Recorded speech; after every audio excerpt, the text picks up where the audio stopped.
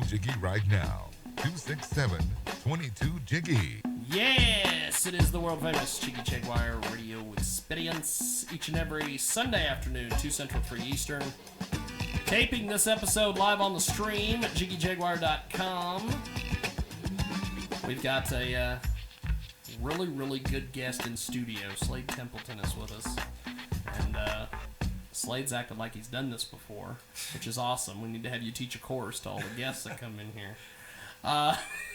We want to send a big shout out to our friends at KFRK in Denver, Colorado, and of course Radio Xenu, radiozenu.com out of Wichita, Kansas, and find us on the TuneIn app, Radio Loyalty, all that jazz. And this episode will appear on iHeartRadio as well.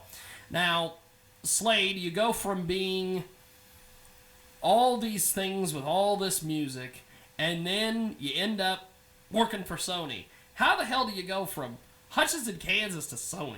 Well, yeah, Sony, the studio... Take me kind of through this path. Yeah, the studio I work for, it's called Influx Studios. We have one in Bern, one in Berlin. My studio partner that owns the studio, he's with Sony with a band called Lunik. He's multi-platinum selling from the studio. Zuri West came from there. Some big Swiss acts.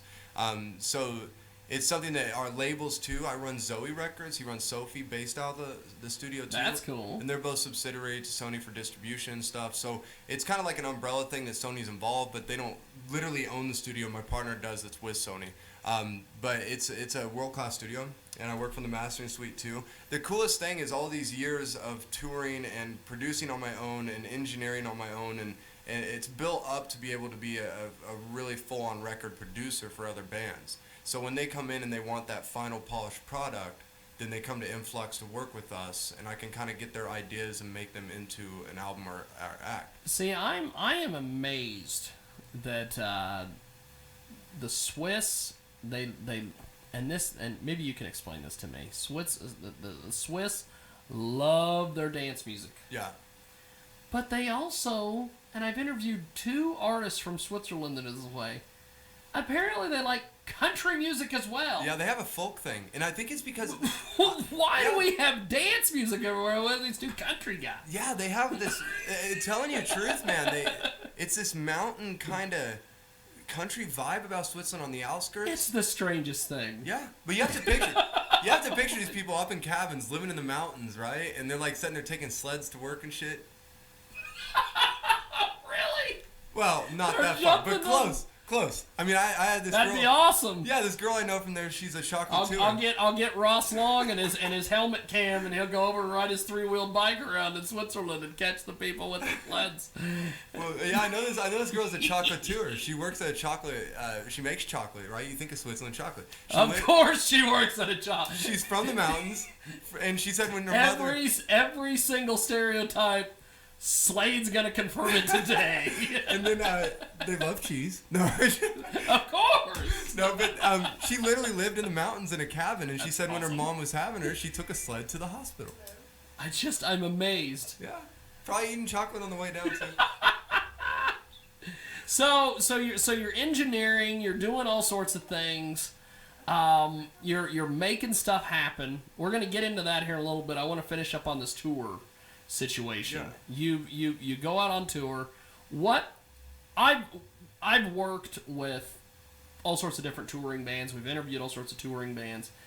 How is a touring band different from a DJ? Because it's like you just roll in and do your thing is what it looks like. Yeah, it's funny. I'm sure it's a lot more complicated than that. But everybody thinks, oh, this guy's got a laptop. That's it.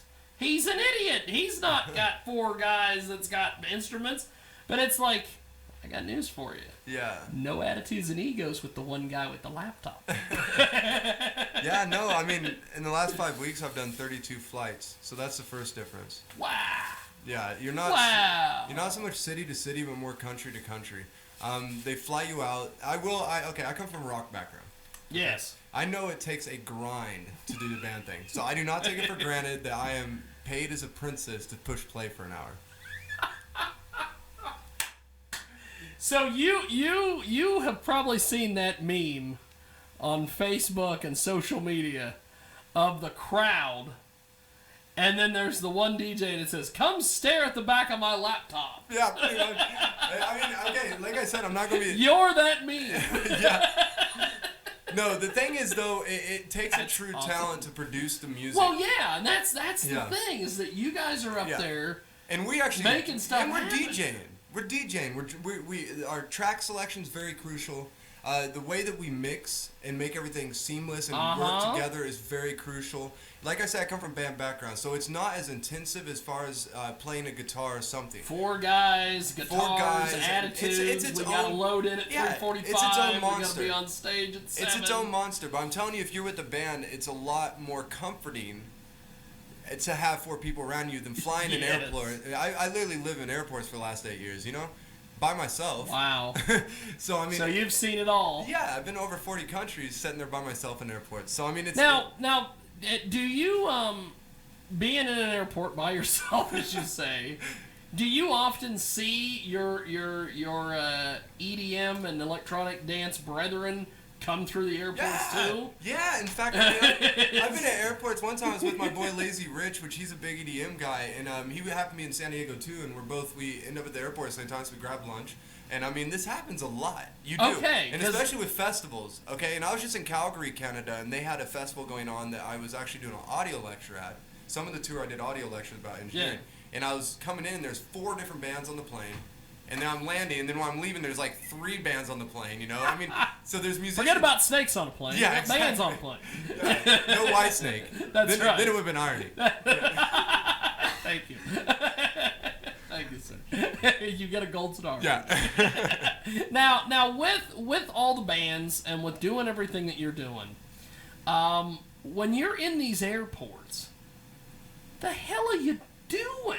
Just hanging out? Just Well, it's like checking your MySpace. Dead Mouse was smart because he started doing some web feeds and stuff. You know, I don't like myself on camera as much as him. That too. But yeah, so it is much more about emails and stuff. I look like Dr. Evil now with my head shaved when I'm on camera. Thank God this giant microphone boom stand is in the way most of the time, and the only thing you can see is our logo. But when you're doing these things and you're hanging out in these airports, and now as far as a touring artist goes, your negotiation for a show, like with most of the time with bands, for instance, we'll pick a band out of the air, OTAP. Okay, OTAP comes to play the Blue Goat in Salina, which is not there anymore. Because if it was, I wouldn't be here. But the Blue Goat in Salina, Kansas. And didn't somehow we meet through Salina, Kansas? Something like that. You guys had a Johnny Cash remix or something? Yeah, because I mixed that into some liners and stuff. I was trying to remember that too because it must have been 7 or 8 years ago. Yes. I mean, like a long time. But we've been off and on buddies ever since. Absolutely. Then. But I mean, okay, if we book OTAP, they come to Salina, Kansas. They've got a deposit. They've got a writer. They're doing their thing. For what you're doing, you have the same thing, correct? Yeah, and there's 2 different ways we do is all-inclusive, which is when they cover flight and everything with an all-inclusive fee. Let's say you got like $3,000. That's your all-inclusive. So you got your fee that's a part of that, and then also flight, lodging, and my manager or agent will take care of that. Now, the difference is we also can do a fee plus flight and lodging. And usually a meal buyout or something too. So they'll do the DJ fee, they do a deposit, and then they give you the other fee before you're either landing or before you take off or before you play, depending on the contract. And then your rider, which you could take my red Skittles and put them in a separate bowl thing. That's when you want to throw that stuff in. And then a hotel. And I mean, if they want to be picky, it's 4-star or better or whatever, you know, like that kind of thing. Now, when you do a rider, I'm assuming you're with, when you do your touring, you're with an agency or you're by yourself? Or? I did this last tour by myself. We took off a couple years. Because when we've booked some bands in the past, when I used to help Johnny Kim up in Salina book bands for them use, and when Pina's done things out at the Needle, a lot of these agencies, they have one rider for everybody. No. And it's you know, you got to have the fruit basket, and you've got to do this, and you've got to do that. Is there, like with your tours, do you have just or do you literally go in, like for instance we we interviewed Gallagher one time, and I asked Gallagher, "What the hell's in your rider?" And he's like, "Nothing." Yeah. He's like, "Because I don't need to eat because I go to the store, pick up material, because I'm gonna smash it on stage. Yeah. So that's where I pick up the food to eat." That's funny. So it's like, in your rider, do you have certain things that you have to have, or is it just, I just need to be able to get there and get out, get fed, and have a hotel room? Yeah, my rider now is extremely different than it used to be, and mainly because I'm sober. So in my old one, my old one had different things that involved party and mostly a lot of alcohol, right? Bottle of vodka, whatever. Yes. And now it's water, dried nuts or fruits. You know, something Holy nice and smokes. healthy. And I have an escape plan too, because in the dance scene it's extremely druggy, really. And I don't do drugs or anything anymore. Yeah. I've been sober for almost 3 years. So I have an escape plan. I have to have a driver as soon as I'm done playing to go back to my hotel.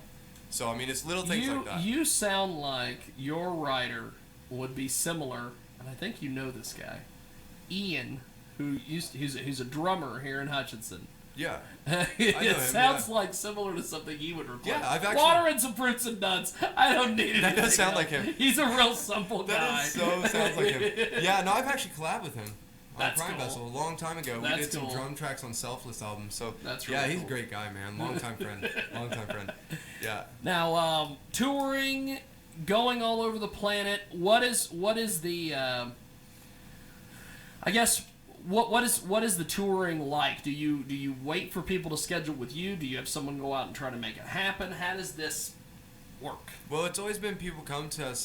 As I said, I took off 2.5 years. I was mostly to sober up, get out of that scene for a while, get my life straight, and I moved to Switzerland, got myself started as a studio. So I decided to do this tour like 3 months before I actually had it, and I just put a Facebook status on our fan page of mine saying, "Now booking tour." And funny enough, there's about 20 dates that came in. It filled up so fast that I couldn't even get them all in. So I did it myself this time, but immediately we went back with an agent and manager because I cannot handle it. I tried to do this one and it is so intense and I'm too busy, and now we're back with a manager. So that's cool. Yeah. So is there certain people that you would want to work with when you go to seek out management, or is it just people that you know in the industry and you're like, Well, this one, it was through a label we work with, and they have a management company that's really good that works within the genre we're coming back with. That's cool. In the past, it was people that either seeked us, or we've been with some of the best, and I'm telling you, it's a gamble no matter what. Doesn't matter who you are. Yes. And you just never know. Yes. So it's one of those kind of things, and I'm surrounded by enough people I work with anyhow. Like Nirvana's manager from back when they're the guy that made them big. I work with him daily, pretty much. That's and cool. He's not my manager now, but he was for a bit. But he's a distribution manager for me. So that's cool. Yeah, so I'm still surrounding myself with enough people that have management roles that no matter which part's going on with me, I can push it on to them. So that's the good thing. That's awesome. Yeah. That is awesome. Get your ducks in a row. We're going to do this. We're going to play Gimme a Beat. Tell me a little bit about this. This is actually our newer sound. It's called Future House, which is the stupidest name ever. Future House. It's Future House. It's the stupidest name ever. Don't let Seth get wind of that. And we're like, #Future House. Yeah, no, it's so stupid. I don't like the name, but I mean, we've been now crested by EDM Mag that we're minimal garage, and garage was back in the 90s. So this kind of vibe. Damn. I know, man. What is? It's just why dance is music. it? Why does dance music have so many damn? We've got house. We've got deep house. We've got EDM. We've got the dubstep nonsense. I understand all of them. They're all different because dubstep's completely different than most normal dance music. House music is different from deep house, but how did all of these things sprout up? Yeah, it's a hierarchy. Who was the one that came up with this? Because this sounds to me like professional boxing, where we have everybody has a world title and there's a different organization. This guy's a world champion from the IBF. This guy's a world champion from WBO. So it's like that way with dance music. Well, I'm an EDM artist. Well, I'm a dubstep artist. Well, I'm deep house. What is it? Future House. Future House. It's like, why do we have all this? I know. Well, the main thing is, first off, EDM is now a genre, but it actually is the umbrella term for electronic dance music. Yeah. So everything's EDM. Oh, yeah. Everything. So it's like a hierarchy, and then you got broken beats, or you got the 4 on the floor, right? And then from that you got house and all that. So the reason why though, and this is why I compare it to, is think about art. Yeah, okay. so now all of a sudden you got post-Renaissance, you got avant-garde, you got, right. yeah, so I mean it works the same way. It's an art form that you can kind of apply your different touch to it, different color, different shaping, and boom, it's a different Now thing. when you do your shows, and the only reason I bring this up is because we had a guy in here last week who was that way.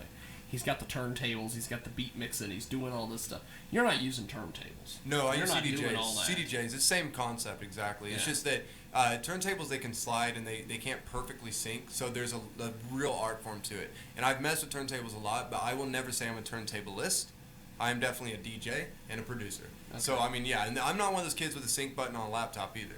So, we're kind of old school. Yeah, we're kind of old school at that. And old turntables, you say we're the new school kids, and they're the old school, and now us CD guys are like, well, I use USB now, but us CDJ guys are now the new turntablists, and these kids with laptops are like these old guys over here at the CDJs, you know?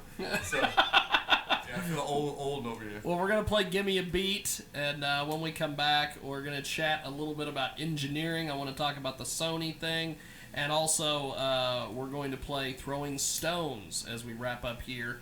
But here's Gimme a Beat, and we'll be back with more here on the world famous Jiggy Jaguar Experience.